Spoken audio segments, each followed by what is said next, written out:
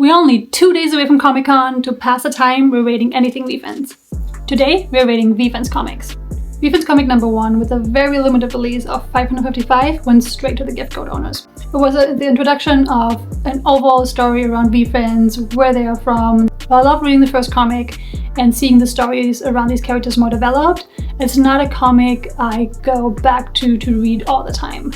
So I'm gonna give it a 4 out of 5. Comic number 2 and the origin story of Fearless Fairy.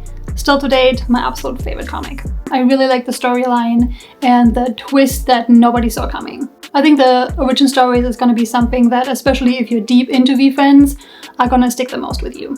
Because there's so many things we don't know about these characters yet. So as of right now, until I have a chance to read all the other new comics next week, comic number 2, 5 out of 5, my absolute favorite. Comic number 3, introducing Decisive Deck and the story about the human Anna. While it was overall a great storyline, it didn't personally hit with me, but I had a lot of conversations with other community members who felt very seen in the story. I think what's really cool is that there's going to be comics that are origin stories, like comic number 2 about the Fearless Fairy, and then there's comics where it's more about the story and learning a lesson. All of these stories and comics are going to hit different with different people. It depends on your life experience, what you've been through, and where you are in life right now.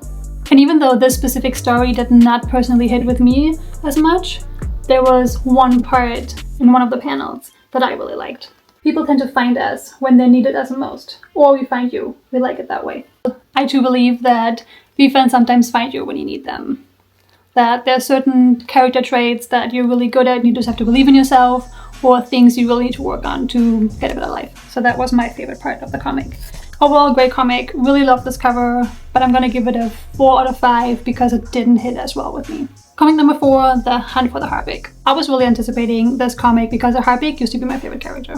One thing I really loved about the story is that it's about forming your own opinion about something, not believing everything somebody says. Another thing I really loved about this comic book was a little more description of like how the characters were developed over time. And also an insight on the artist who helped with some of the cover art.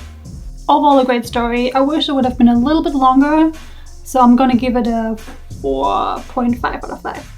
Tell me in the comments which one is your favorite comic and which one are you most excited for coming out at Comic-Con. Tomorrow, on the last day before Comic-Con, we will be rating. I guess you'll have to see.